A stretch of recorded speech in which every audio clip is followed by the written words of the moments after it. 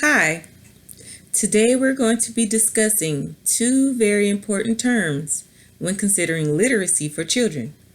Now I have my notes right here in front of me, so if you see me glancing down, that's what I'm looking at, okay? Now, these terms are phonological and phonemic awareness.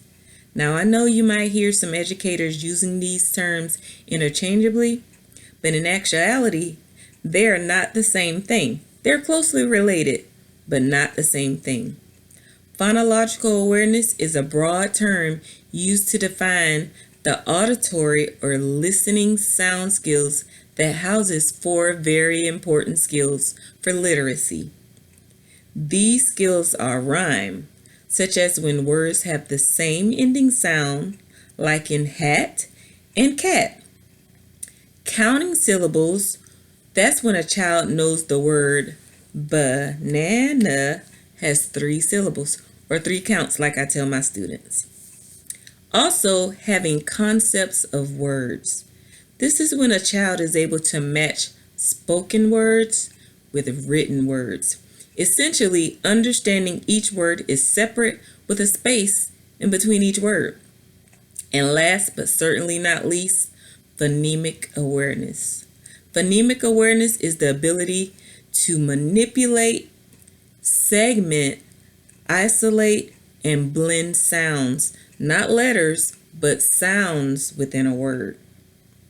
Right now, phonemic awareness is currently one of the best research ways to predict how well a student will be able to learn to read in the first primary years of school. Now, the development and exposure to early literacy skills will make the biggest difference in knowing and helping your child be able to read. Learning to read is going to be essential to your child's education. Early reading development can be done very early in your child's life, right at home. During early reading development, we would look for a child to know the names of common things, find enjoyment and interest in books. The words on the page, they'll be able to notice the difference between the letters and the words. And they will be able to recognize that each letter has a name and each letter has their own individual sound. Also, they'll be able to manipulate or play with sounds within words. These skills can be practiced through read-alouds, and make sure when you read that you speak clearly and you point under each word as you read. Find books on subjects that your child enjoys. Maybe they have a favorite toy or they have a favorite cartoon character. Let's start there. Even if it's just a magazine, you can start anywhere that draws your child's attention. You can practice letter recognition and sounds through song or flashcards. There are countless numbers of nursery rhymes within books or online that can help practice with rhyme and help practice with hearing rhyme within words. Now, when you are practicing rhyme, you can also use this skill to help manipulate the production of creating more words. Okay? And when you do that, you're giving your child an ear to hear and to begin to isolate sounds within words.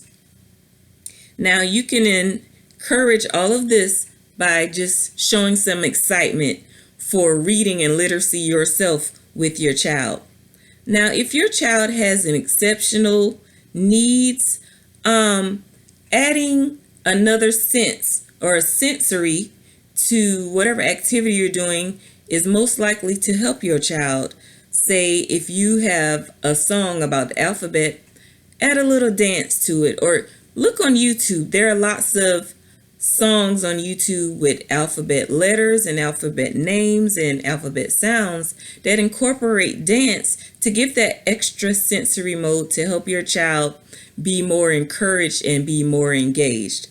Also, You can use blocks with letters on them. Now, having blocks with letters on them, that is also adding a tactile sensory module to your child's learning that will help your child be able to feel and touch as they are able to speak and hear you talk to them.